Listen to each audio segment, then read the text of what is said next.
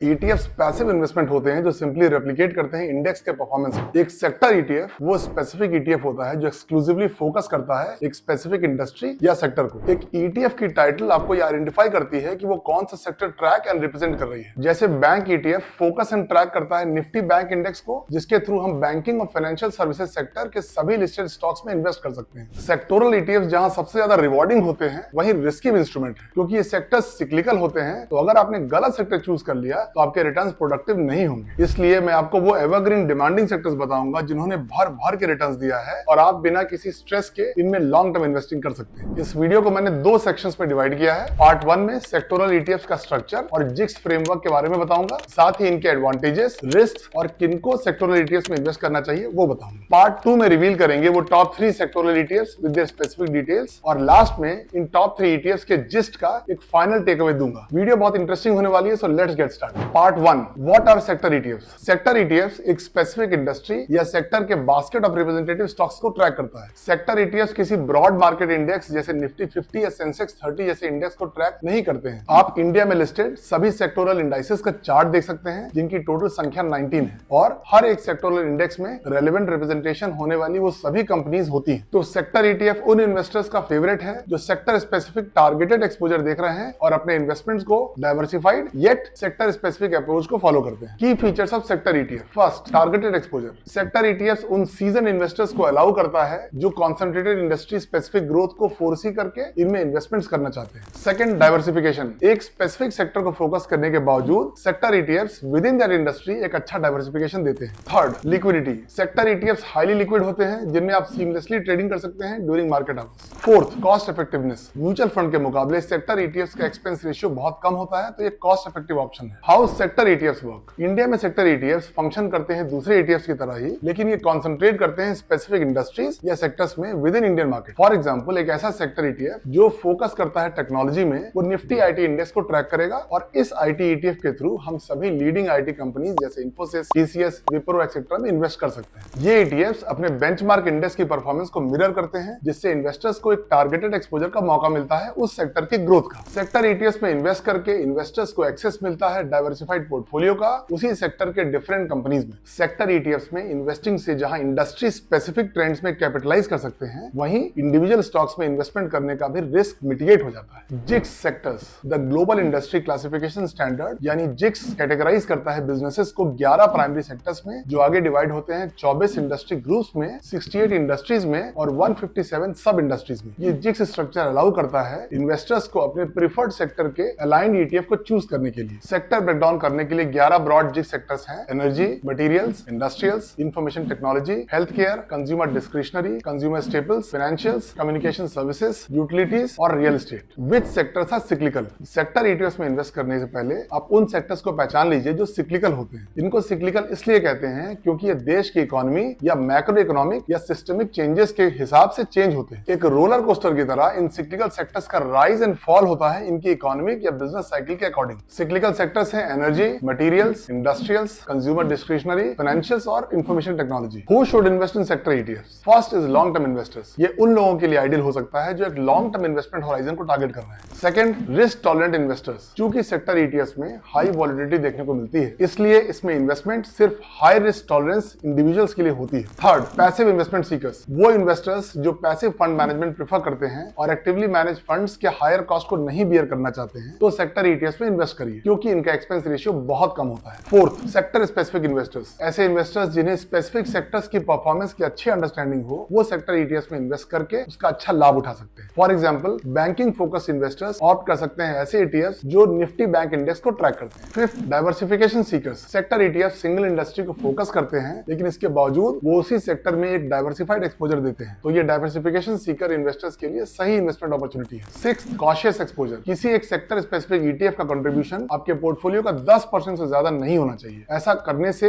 आप sectoral concentration से बच सकते हैं। पार्ट 2 में हम देखेंगे अपने सिलेक्शन पैरामीटर्स के हिसाब से टोटल 19 सेक्टर्स में से सिलेक्टेड टॉप 3 सेक्टोरल इंडेक्स, जिनको ट्रैक करके ये टॉप 3 ETFs निकले हैं जिन्हें हम फ्यूचरिस्टिक ग्रोथ के हिसाब से इन्वेस्टिंग के लिए कंसीडर कर सकते हैं। ये लिस्ट की रैंकिंग नहीं की गई है और ये किसी प्रकार का रिकमेंडेशन भी नहीं है। सेक्टोरल ETFs वोलेटाइल होते हैं, तो इनमें इन्वेस्टमेंट करने से पहले अपने फाइनेंशियल एडवाइजर से राय अवश्य लें। ऑलराइट, तो पहला सेक्टोरल इंडेक्स है Nifty consumer consumer durables index. ये इंडेक्स डिजाइन किया गया है कंज्यूमर ड्यूरेबल्स इंडस्ट्री के कंपनीज के परफॉर्मेंस एंड बिहेवियर को ट्रैक करने के लिए। Nifty consumer durables index comprise करता है maximum 15 tradable exchange listed companies में। Nifty consumer durables index is computed using free float market capitalisation method, wherein the level of the index reflects the total free float market value of all the stocks in the index relative to the particular base market capitalization value। तो क्या होता है ये free float market capitalisation? Free float market capitalisation एक calculation का तरीका है कि किसी भी कंपनी के कितने शेयर्स अवेलेबल हैं स्टॉक मार्केट में ट्रेडिंग करने के लिए। इसका मतलब ये है कि फ्री फ्लोट मार्केट कैपिटलाइजेशन एक की मेट्रिक है ये समझने के लिए कि किसी कंपनी की स्टॉक लिक्विडिटी कितनी है, कितने shares actively and publicly traded हैं, जिससे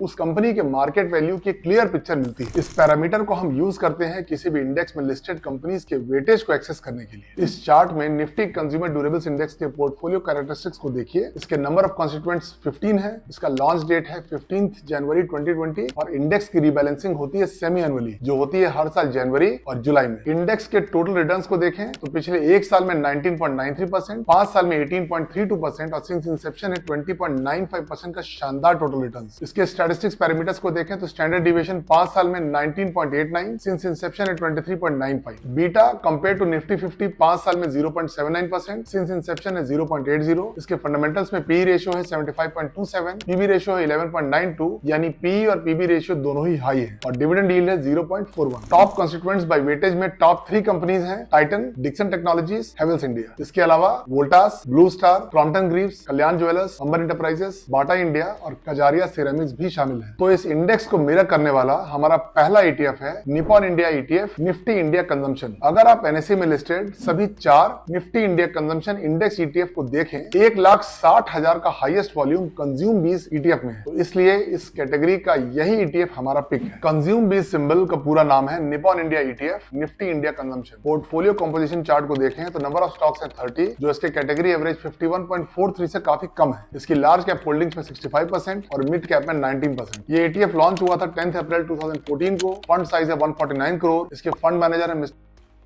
इसका बेंचमार्क है निफ्टी इंडिया कंजम्पशन टीआरआई। इसका ईटीएफ सिंबल है कंज्यूम बीज। ट्रेडेड वॉल्यूम है 1,60,000। एक्सपेंस रेशियो है 0.31%। इसका टर्नओवर रेशियो है 25%। इसके रिस्क रेशियो पैरामीटर्स चार्ट को देखें तो पिछले 3 सालों में इसका मीन रिटर्न परसेंट है 17.6%। इसने अपने बेंचमार्क बीएसई 500 टीआरआई के 14.25% रिटर्न और अपने कैटेगरी इक्विटी थीमेटिक कंजम्पशन के 16.74% रिटर्न को बीट कर दिया है। इसका स्टैंडर्ड डिविएशन है 14.83%। शार्प रेशियो है 0.78%। सॉर्टिनो रेशियो है 1.26%। बीटा है 0.83% और अल्फा है 1.95%। एसआईपी रिटर्न चार्ट को देखें तो अगर आपने 10,000 रुपए की एक मंथली एसआईपी 10 साल के लिए की होती तो इसने 15.42% का एनुअलाइज्ड रिटर्न निकाला है, यानी 12 लाख के इन्वेस्टमेंट का 26,93,000 का रिटर्न दिया है। The second one is Nifty health care index. ये इंडेक्स डिजाइन किया गया है हेल्थ केयर कंपनीज के परफॉर्मेंस और बिहेवियर को ट्रैक करने के लिए। निफ्टी हेल्थ केयर इंडेक्स में maximum 20 tradable exchange listed company शामिल होती हैं और जैसा हमने पिछले इंडेक्स में समझा, similarly Nifty health care index भी free float market capitalisation method से कंप्यूटेड होता है। इस चार्ट में निफ्टी हेल्थ केयर इंडेक्स के पोर्टफोलियो कैरेक्टरिस्टिक्स को देखिए। इसके नंबर ऑफ कंस्टिट्यूएंट्स है 20। इसका लॉन्च डेट है नवंबर 18, 2020 और इंडेक्स की रीबैलेंसिंग होती है सेमी एनुअली, जो होती है हर साल जनवरी और जुलाई में। इंडेक्स के टोटल रिटर्न्स को देखें तो पिछले एक साल में 21.44%, 5 साल में शानदार 23.36% और सिंस इंसेप्शन 15.09% का टोटल रिटर्न्स दिया है। इसके स्टैटिस्टिक्स पैरामीटर्स को देखें। स्टैंडर्ड डिविएशन 5 साल में 18.56,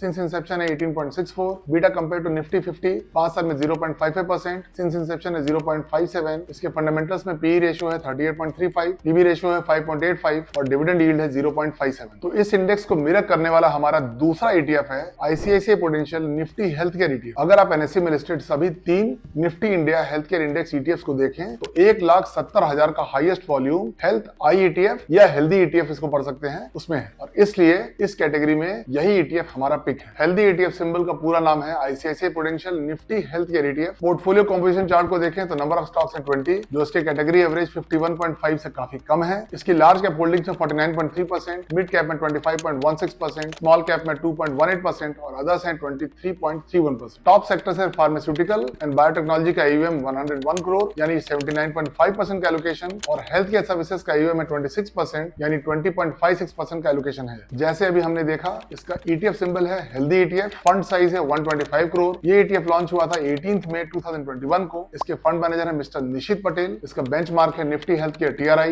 एवरेज ट्रेडेड वॉल्यूम है 1,70,000। एक्सपेंस रेशियो है मात्र 0.15%, जबकि इसका कैटेगरी एवरेज है 0.52%। इसका टर्नओवर रेशियो है मात्र 20%। इसके रिस्क रेशियो पैरामीटर्स चार्ट को देखें तो पिछले 3 सालों में इसका स्टैंडर्ड डिविएशन है 14.68%, जो इसके कैटेगरी एवरेज 13.83% से ज्यादा है और हाई वोलेटिलिटी शो कर रहा है। बीटा है 0.59%, जो इसके कैटेगरी एवरेज से कम है और लो वोलेटिलिटी शो करता है। शार्प रेशियो 0.83% है, जो इसके कैटेगरी एवरेज से कम है और better risk adjusted return show करता है। टेनस रेशियो है 0.21%, जो इसके कैटेगरी एवरेज से कम है और जेनसेन अल्फा है 9.3%, जो इसके कैटेगरी एवरेज से ज्यादा है। तो रिस्क पैरामीटर्स में ये एक स्टेबल ETF है। एसआईपी रिटर्न चार्ट को देखें तो अगर आपने 10,000 रुपए की एक मंथली एसआईपी सिंस इंसेप्शन यानी 45 मंथ्स पहले किया होता तो इसने 22% का शानदार एनुअलाइज रिटर्न निकाला है, यानी 4.5 लाख के इन्वेस्टमेंट का 6,70,000 का रिटर्न दिया है। And the third one is Nifty IT index. ये इंडेक्स कैप्चर करता है आईटी कंपनीज के परफॉर्मेंस को। निफ्टी आईटी इंडेक्स में 10 ट्रेडेबल कंपनी शामिल है जो एनएसई में लिस्टेड है। निफ्टी आईटी इंडेक्स कंप्यूट किया जाता है free float market capitalisation method से, जिसका बेस डेट है 1 जनवरी 1996 और 1000 के बेस वैल्यू पर इंडेक्स होता है। इंडेक्स की बेस वैल्यू 1000 से रिवाइज करके 100 कर दिया गया 28 मई 2004 को। इस चार्ट में निफ्टी आईटी इंडेक्स के पोर्टफोलियो कैरेक्टरिस्टिक्स को देखिए। इसके नंबर ऑफ कॉन्स्टिट्यूएंट्स मात्र 10 है। इसका बेस डेट है 1 जनवरी 1996 और इंडेक्स की रीबैलेंसिंग होती है सेमी एनुअली, जो होती है हर साल जनवरी और जुलाई में। इंडेक्स के टोटल रिटर्न्स को देखें तो पिछले 1 साल में 19.08%, 5 साल में शानदार 23.91% और सिंस इंसेप्शन है 23.13%। इसके स्टैटिस्टिक्स पैरामीटर्स को देखें तो स्टैंडर्ड डिविएशन 5 साल में 23.86%, सिंस इंसेप्शन है 33.22%, बीटा कंपेयर टू निफ्टी 50 5 साल में 0.86%, सिंस इंसेप्शन है 0.96%। इसके फंडामेंटल्स में पीई रेशियो है 32.33%, पीबी रेशियो है 8.82 और डिविडेंड यील्ड है 2.41। तो इस इंडेक्स को मिरर करने वाला हमारा तीसरा ETF है Nippon India ETF Nifty IT. अगर आप एनएसई में लिस्टेड सभी 6 Nifty India IT index ETFs को देखें तो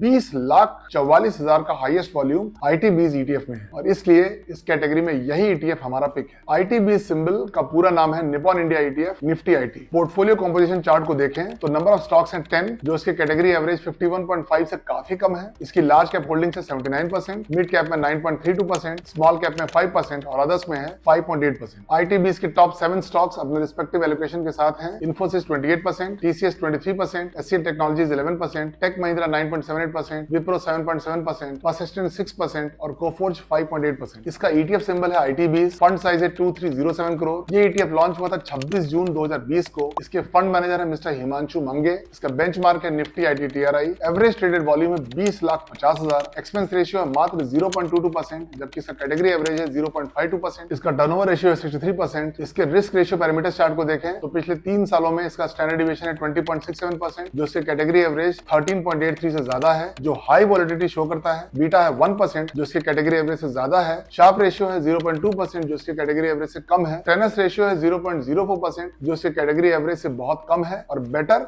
रिस्क एडजस्टेड रिटर्न शो करता है। और जेनसेन अल्फा है 0.28%, जो इसके कैटेगरी एवरेज से कम है। ये रिस्क पैरामीटर्स ये इंडिकेट कर रहे हैं कि आईटीबीज एक हाईली वोलेटाइल ETF है, तो शॉर्ट टर्म होराइजन के लिए इसमें इन्वेस्ट बिल्कुल ना करें। एसआईपी रिटर्न चार्ट को देखें तो अगर आपने 10,000 रुपए की एक मंथली एसआईपी सिंस इंसेप्शन से यानी 56 महीने किए होते तो इसने 18% का शानदार एनुअलाइज रिटर्न निकाला है, यानी 5,60,000 के इन्वेस्टमेंट का 8,43,000 रुपए का रिटर्न दिया। तो आइए देखते हैं फाइनल वर्डिक्ट क्या है। इन तीनों ETFs में आईटीबीज एक सिक्लिकल सेक्टोरल ETF है, जिसमें आपको इसके बिजनेस साइकिल के हिसाब से बहुत केयरफुली इन्वेस्ट करना होगा, क्योंकि ये बहुत वोलेटाइल ETF होता है लेकिन इसके रिटर्न्स आउटस्टैंडिंग है। वहीं बाकी के दोनों ETFs कंज्यूम बीज और healthy ETF non cyclical evergreen sectors हैं, तो आप दोनों में ही लॉन्ग टर्म के लिए इन्वेस्टिंग कर सकते हैं। लेकिन अगर दोनों में से कोई एक चूज करना हो तो मेरा चॉइस हेल्थ केयर ETF होगा। वो इसलिए नहीं कि मैं हेल्थ केयर सेक्टर को सर्व करता हूं, बल्कि इसलिए कि स्ट्रेस, इम्प्रॉपर लाइफस्टाइल और इंक्रीजिंग मेटाबॉलिक डिसऑर्डर्स के कारण फार्मा और हेल्थ केयर की फ्यूचर डिमांड बढ़ती जाएगी। उम्मीद करता हूं कि आपको टॉप 3 सेक्टोरल ETFs फॉर 2025 का ये डेटा ड्रिवन कंटेंट प्रोडक्टिव लगा होगा। वीडियो अगर पसंद आए तो इसको लाइक करिए, चैनल को सब्सक्राइब करिए, नोटिफिकेशन के बेल आइकन को दबाइए और अपने ज्यादा से ज्यादा दोस्तों को शेयर करिए। Have a good financial health.